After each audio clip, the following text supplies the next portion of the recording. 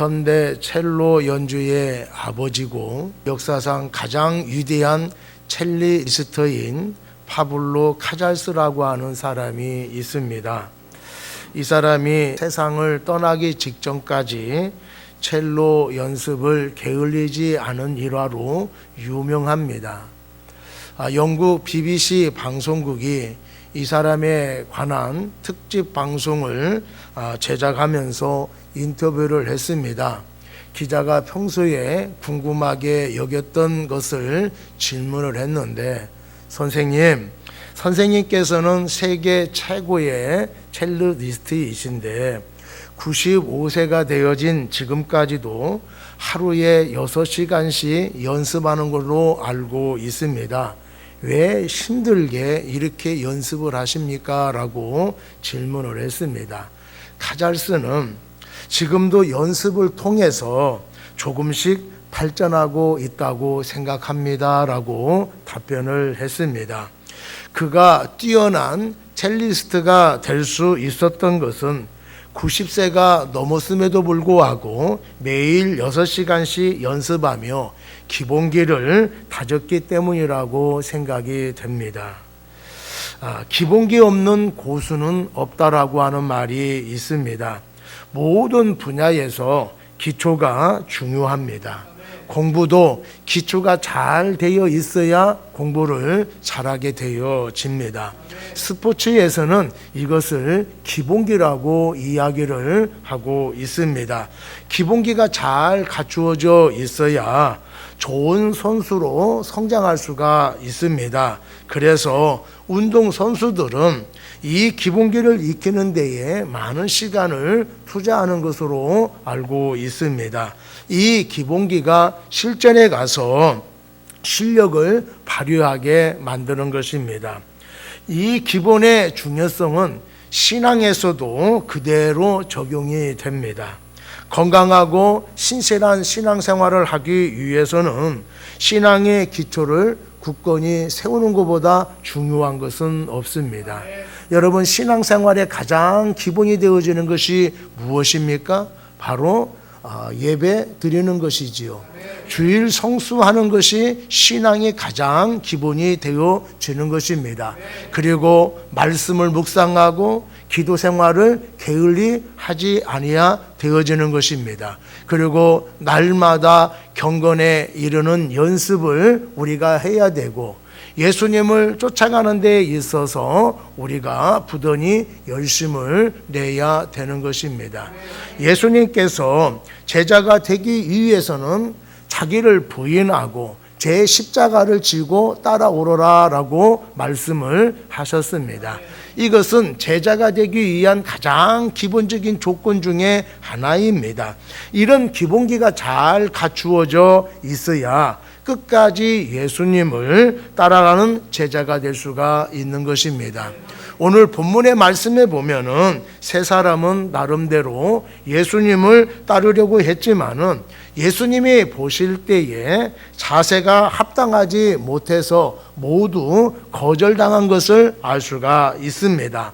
처음에는 열정이 뜨거워서 예수님을 따르려고 하겠지만은 자세가 바르지 못하면은 얼마 가지 못해서 포기하게 되어집니다. 그러나 신앙의 자세가 바르게 되어지면은 무엇을 맡겨준다고 하더라도 최선을 다해서 성실하게 감당하게 됩니다.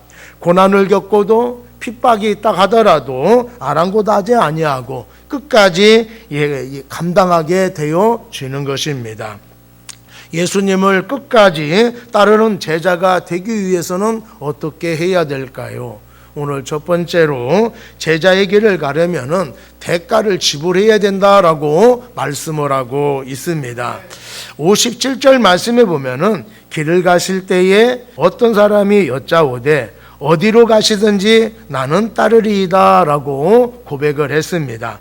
이 고백만 놓고 본다라고 하면은 이 사람은 완전한 주님의 제자처럼 느껴집니다. 그러나 이 사람의 자세는 장차 다가올 주님의 고난을 생각하지 않고 단지 열광에 매료되어 따르려고 한다라는 것을 주님께서 아신 것입니다. 다시 말해서 주님을 따르려면은 좋을 것 같아서 큰 기대감에 부풀어서 성급하게 따르려고 했다라고 하는 것이지요. 많은 사람들이 예수님의 권세 있는 말씀으로 인하여서 큰 은혜를 받았습니다. 놀라운 능력을 통해서 병자들이 치료되어지고 귀신이 떠나가는 것을 보면서 많은 사람들이 열광을 했지요. 그런 모습을 보면서 제자가 되기를 원하는 사람들이 많이 있었습니다. 그런데 예수님의 제자가 되려고 하는 사람들은 각오를 하고 따라야 된다라고 하는 것입니다. 주님을 따르는 길은 고난을 각오해도 우리가 쫓아가는 데 있어서 버거울 때가 있습니다. 그런데 각오를 하지 않고 따라간다라고 하는 것은 참으로 무모하다라고 하는 것이지요. 성급하게 주님을 따르려고 했던 이 사람에게 예수님께서 뭐라고 말씀을 하셨습니까? 58절에 보면은 여우도 굴이 있고 공중의 새도 집이 있으되 인자는 머리둘 곳이 없도다라고 말씀을 하셨습니다. 세상의 동물들마다 다 자기 집을 가지고 있습니다. 새는 둥지를 가지고 있고 여우도 굴이 있습니다. 길고양이도 주인은 없지만은 밤이 되어지면은 안식처를 찾아가게 되어지고 한가할 때는요 자기의 안식처에 찾아가서 쉬게 되어지는 것이지요. 그런데 주님께서는 머리둘 곳이 없다라고 말씀을 하고 있습니다. 예수님을 따르려고 한다라면은 춥고 배고프며 때로는 모욕과 핍박 등을 각오해야 된다라고 말씀을 하고 있는 것입니다.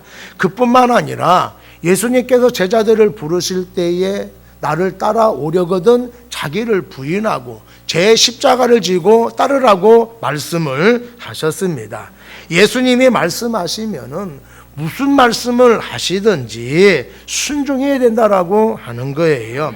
자신도 생각할 수가 있고 자신이 처한 구체적인 상황이 있음에도 불구하고 예수님께서 말씀을 하시면은 내 생각을 내려놓고 내 상황에 구애받지 않고 예수님의 말씀에 순종해서 따라야 된다라고 말씀을 하고 있습니다.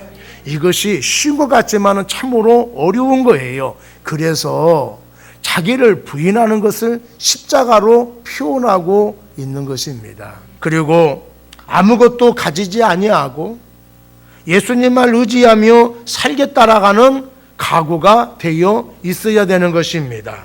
그뿐만 아니라 고난과 핍박에 따르기 때문에 단단히 각오를 해야 된다라고 하는 것입니다.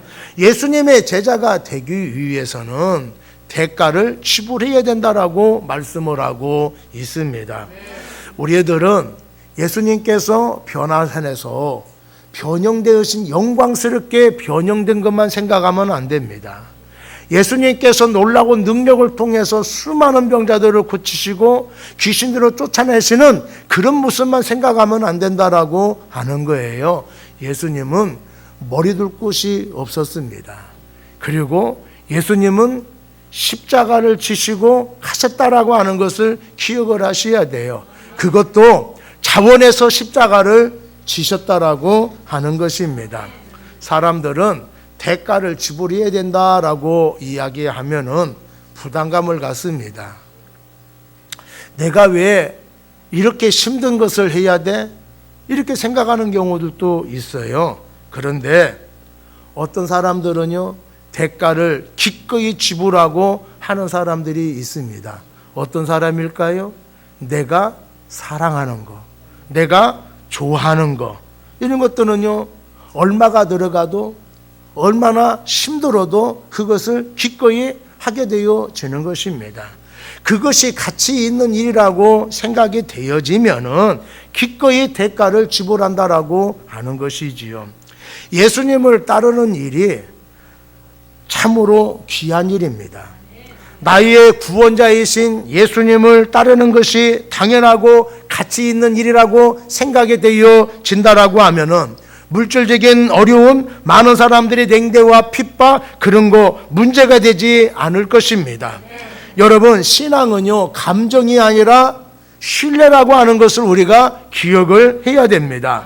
예수님이 하나님이시고 예수님의 나이에 구원자라고 한다는 사실을 믿는다라고 한다라면은 어떤 시련과 역경을 만난다 하더라도 감당할 수 있는 사람이 되어줄 줄로 믿습니다. 주님께서 수단이 좋은 사람을 찾는 것이 아니라 십자가를 질 수 있는 사람을 찾는다라고 하는 것을 기억을 해야 돼요. 그것도 억지로 지는 것이 아니라 자원해서 질 수 있는 사람을 기뻐하시고 그런 사람을 찾는다라고 하는 것입니다. 여러분, 고난을 감수하고 믿음으로 행하는 사람이 참다운 제자인 줄로 믿습니다. 어떤 고난과 핍박도 이겨낼 수 있는 참다운 제자로 거듭나고 성장해 갈 수 있는 우리 모두가 되기를 바랍니다. 두 번째로 제자의 길을 가려면은 미루지 말고 즉시 따라가야 된다라고 말씀을 하고 있습니다. 59절에 보면은 또 다른 사람에게 나를 따르라 하시니 그가 이르되 나로 먼저 가서 내 아버지를 장사하게 허락하옵소서. 예수님께서 이 사람을 보실 때에 남다른 면을 보신 것 같습니다. 그래서 나를 따라오너라 라고 말씀을 하셨습니다. 그런데 주님의 부르심에 이 사람은 즉각적으로 순종하지 않았습니다. 연약하신 부모님 때문에 따르지 못했다라고 말씀을 하고 있습니다. 자식된 도리로서 부모님의 장례식을 치르는 것은 우리가 당연한 도리입니다. 이런 관점에서 보면은 이 사람을 우리가 본받아야 할 것입니다. 그런데 우리가 말씀을 유심히 살펴보게 되어지면은 이 사람이 예수님을 따르려고 했을 때에 집에서 그동안 병으로 인하여서 어려움을 겪고 있는 부모님이 돌아가셨습니다. 부모님이 유독합니다. 이런 얘기를 들었기 때문에 저는 주님을 따르지 못하고 우리의 부모님을 장사해야 되고 우리 부모님이 돌아가실 때까지 우리 부모님을 돌봐야 됩니다. 이렇게 얘기한 것이 아니에요. 예수님께서 나를 따르라 라고 말씀을 하시니까 이 사람이 저에게는 연로하신 부모님이 계십니다. 제가 그 부모님을 돌봐야 됩니다. 그리고 이 부모님이 돌아가시면 장사를 치른 다음에 그때 주님을 따르겠습니다 라고 말을 한 거예요.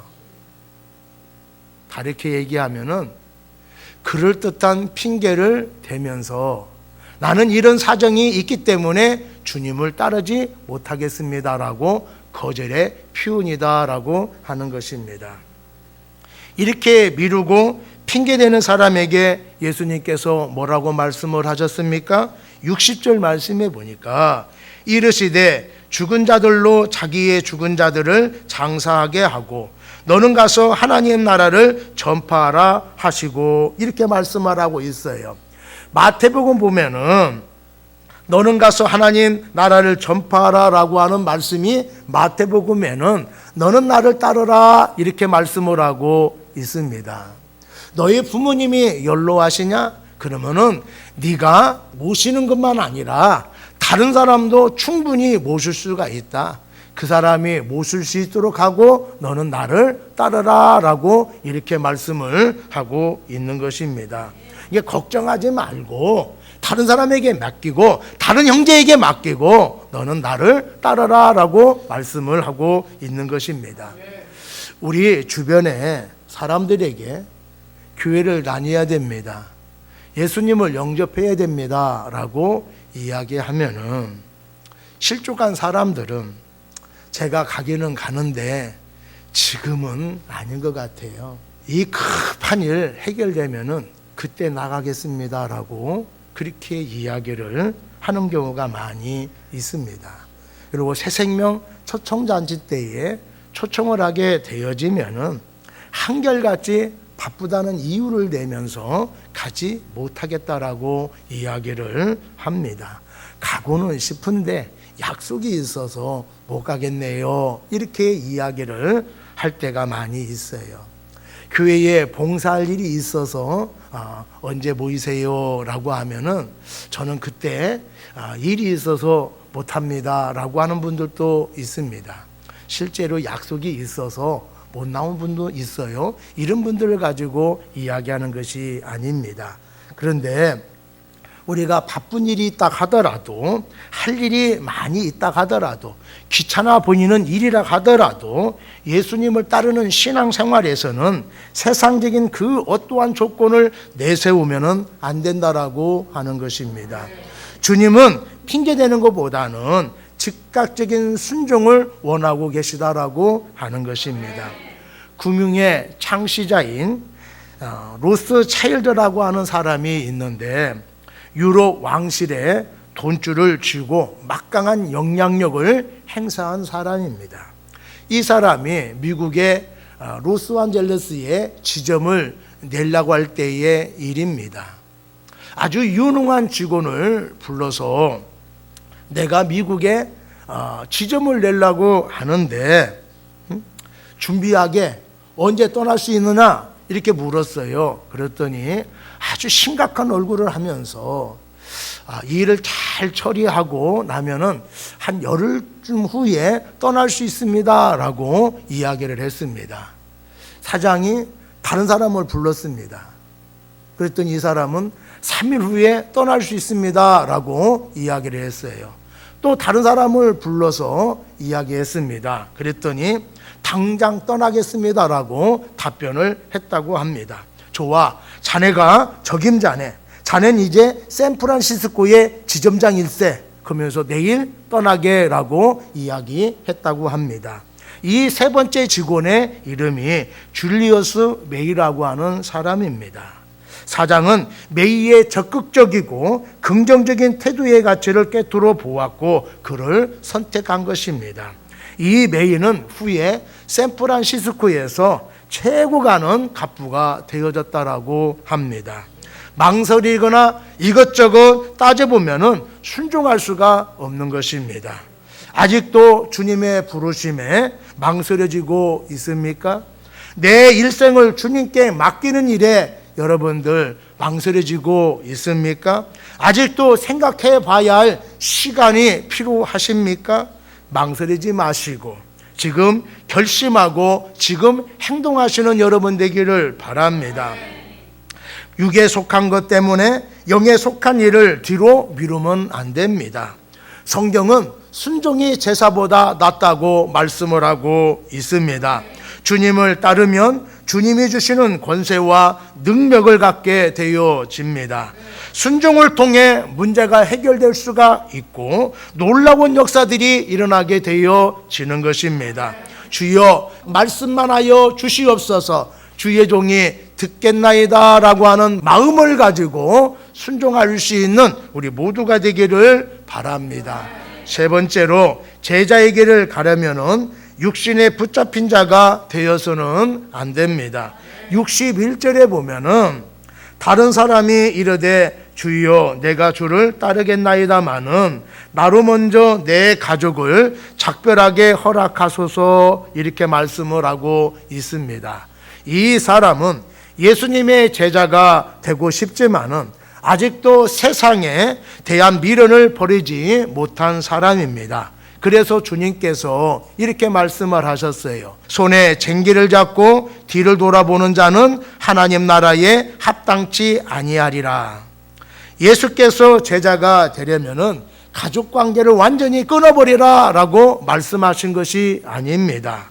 가족 때문에 예수님을 따르는 것에 망설여져서는 안 된다 이렇게 말씀하고 있는 것입니다. 마음이 약한 사람들, 신앙이 어린 사람들은 가족이나 또 친구나 친척들과 상의할 때에 결심한 것이 번복될 수가 있습니다. 그래서 예수님께서 금하셨다라고 하는 것입니다.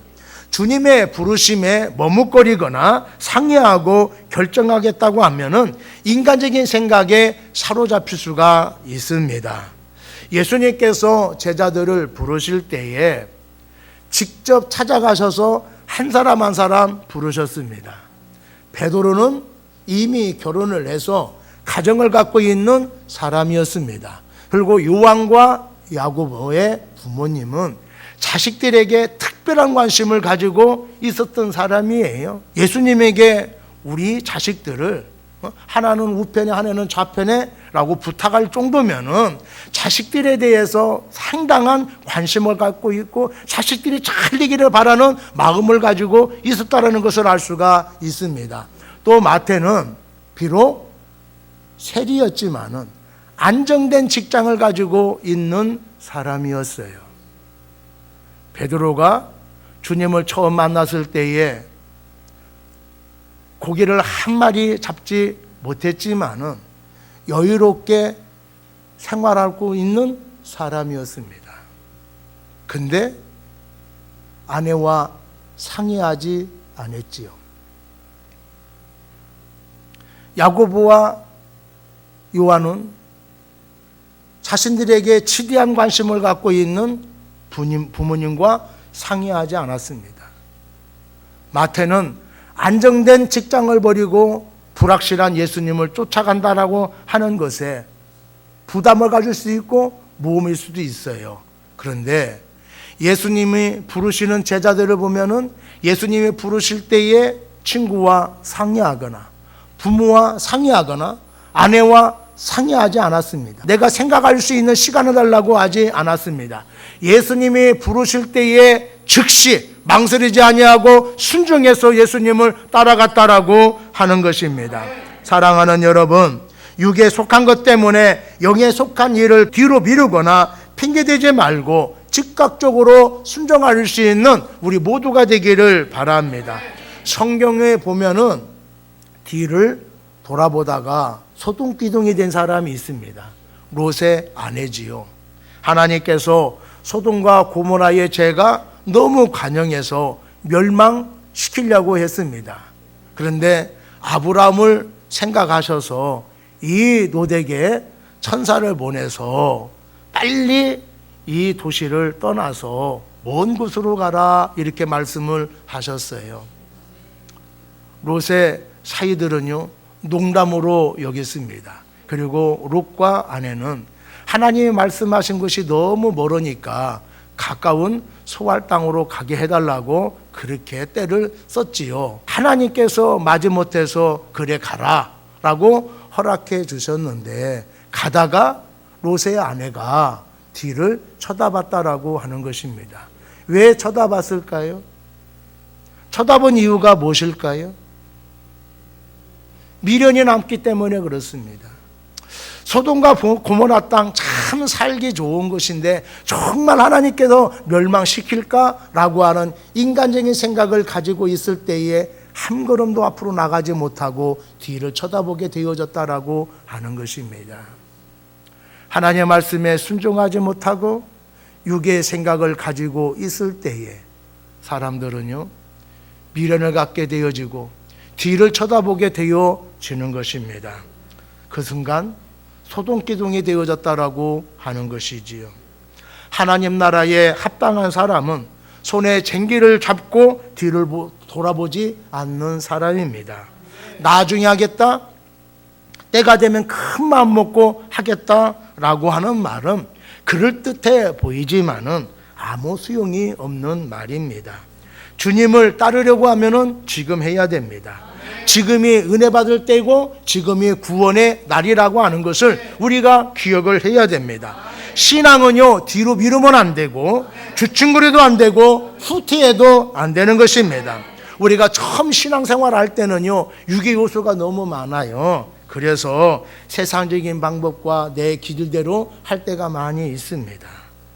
그런데 하나님의 은혜가 공급이 되어지면은 이런 면들이 조금씩 제거되기 시작합니다. 그리고 말씀의 능력과 성령의 능력을 우리가 경험하면은 이런 것들에 영향을 받지 아니하고 믿음의 사람으로 성장해 가게 되어지는 것이지요. 그런데 자꾸 과거로 돌아가려고 하는 사람들이 있습니다. 신앙생활을 몇 년 했음에도 불구하고 직분을 받았음에도 불구하고 어린아이 같은 모습을 버리지 못하고 예전과 똑같이 행동하는 사람들이 있습니다. 예전으로 돌아가고 싶은 마음이 많은 사람이라고 한다면은 그 사람은 아직 거듭나지 못한 사람입니다. 교회를 다니고 있다 하더라도 아직도 예수님을 믿지 못하고 하나님의 언약을 믿지 못하고 있는 사람입니다. 이런 분들은 아직도 육에 머물러 있는 사람이라고 하는 것이지요. 신앙생활하는 데 있어서 작은 일로 서운하고 상처받는 분들도 있습니다. 마음대로 안 될 때가 있습니다. 그러면은 교회 다니는 것이 왜 이렇게 힘들어? 라고 하면서 그만 다녀야겠다고 생각하는 사람도 있어요. 이런 마음을 갖는 것은 사단이 주는 마음입니다. 신앙생활하는 데 있어서 다 내 맘 같지가 않아요.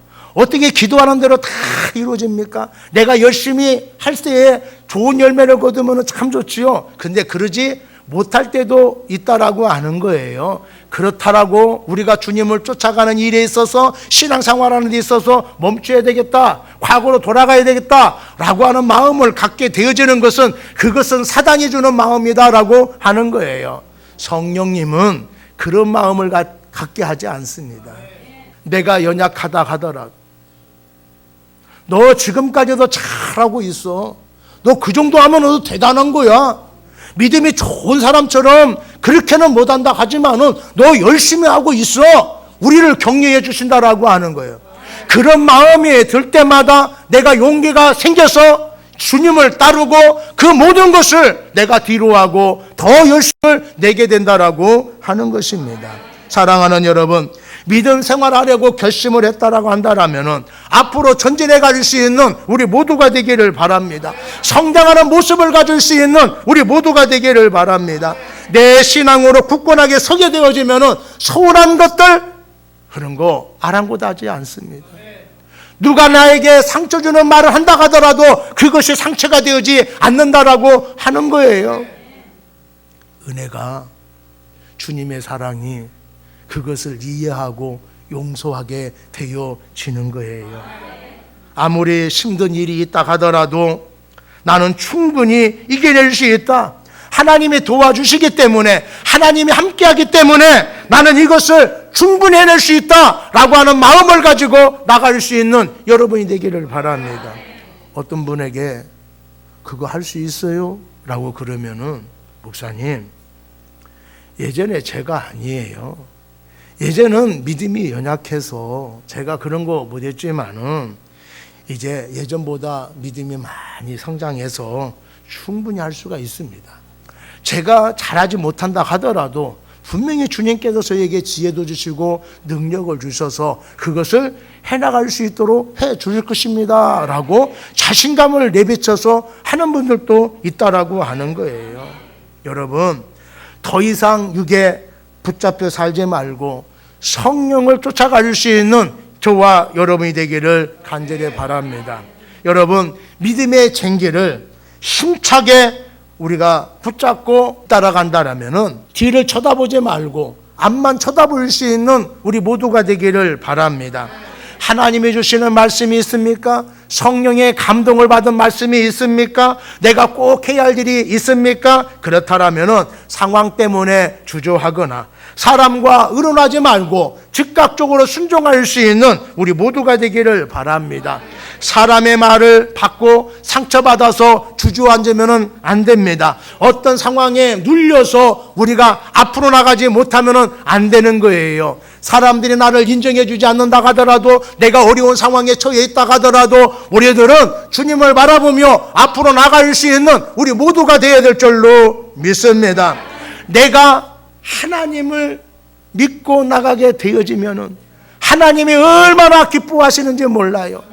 우리는 사람들을 의식하며 사람들을 즐거워하며 살아가는 사람들이 아니라 하나님을 의식하며 하나님을 기쁘시게 하는 사명자라고 것을 우리가 기억해야 된다라고 하는 것이에요. 우리가 하나님의 일을 하는 데 있어서 누군가가 나를 싫어합니다, 나하고 단절하려고 그래요. 그걸 두려워하면 안 된다라고 하는 것입니다. 내가 하나님에 따르는 데 있어서 어떤 손해가 있는다 하더라도, 사람들이 나를 힘들게 하고 어렵게 하고 핍박한다 하더라도 우리는 그 힘듦을 이겨내고 주님을 쫓아갈 수 있는 우리 모두가 되어야 될 줄로 믿습니다. 예수님을 위하여 나를 버리지 않으면은 우리는 예수님의 제자가 될 수가 없습니다. 믿음의 생기를 우리가 잡았다 한다라면은 아무리 힘들다 하더라도 뒤를 바라보지 아니하고 주님만을 바라보며 나갈 수 있는 우리 모두가 되기를 바랍니다. 사랑하는 성도 여러분, 그동안 내가 주님을 쫓아간다라고 했는데, 내가 주님을 믿는다고 했는데, 내가 지금 바르게 주님을 따라가고 있는지 지금 이 시간에 한번 생각해 보시기를 바랍니다. 어떤 사람들은요, 베세메스로 향하는 소처럼 묵묵히 주님만을 바라보며 신앙생활하는 사람이 있습니다. 사람들이 무슨 말을 하더라도 귀를 닫고, 내 상황이 암담하다 하더라도 눈을 감고 주님만을 바라보며 나가는 사람들도 있습니다. 그런 반면에 원망하고 불평하는 사람도 있습니다. 갈등하며 요동치며 주님을 쫓아가는 사람도 있습니다. 조금 알아주면은 열심을 내어주고, 누가 인정해주지 않으면은 낙심하는 사람들도 있습니다. 사랑하는 여러분, 이제부터라도 뒤를 돌아보지 마시고 타협하지 마시고 서운하게 생각하지 마시고 주님을 바라볼 수 있는 우리 모두가 되기를 바랍니다. 사람을 의식하면 서운하고 낙심하고 실망되어서 나갈 수가 없어요. 주님을 바라보게 되어질 때에 이 모든 것을 이겨낼 수 있는 사람들이 되어질 줄로 믿습니다. 어떤 것이 여러분들을 막고 있습니까? 뒤에서 무엇이 여러분들을 붙잡고 있습니까? 그래도 앞으로 나가시는 여러분 되기를 바랍니다. 이스라엘 백성들이 행군할 때에 언약궤를 바라보며 나갔듯이 우리는 앞서가시는 예수님을 바라보며 나아가는 사람이 되어야 될 줄로 믿습니다. 주님을 바라보고 따라가기가 벅찬데 왜 뒤를 되돌아보시는 여러분이 되려고 합니까? 왜 과거로 돌아가려고 하는 여러분이 되려고 합니까? 사랑하는 여러분, 앞을 바라보는 여러분 되기를 바랍니다. 주님을 바라보며 나갈 수 있는 우리 모두가 되기를 바랍니다. 뒤를 보라고 하는 것은 마귀가 주는 그런 마음이에요. 주님은, 성령님은 네가 연약한다 하더라도 너 지금 잘하고 있다, 내가 함께하니 너는 충분히 할 수 있다라고 우리를 격려하고 위로한다라고 하는 거예요. 마귀의 소리에 귀를 기울이지 마시고 성령의 음성에 귀를 기울이며 주님만을 바라보며 나갈 수 있는 우리 모두가 되기를 바랍니다. 지금까지 세상의 유혹을 떨쳐버리고 믿음으로 몸부림쳐온 것이 아깝지 않습니까? 주님의 살아계심을 믿기에, 하나님의 선하시고 인자하심에 믿기에 세상과 타협하지 아니하고 주님을 따르는 우리 모두가 되기를 바랍니다. 이제부터라도 낙심하지 아니하고 타협하지 아니하고 주님만 따라가는 길이 곧게 되어지는 우리의 신앙의 길이 되기를 간절히 바랍니다.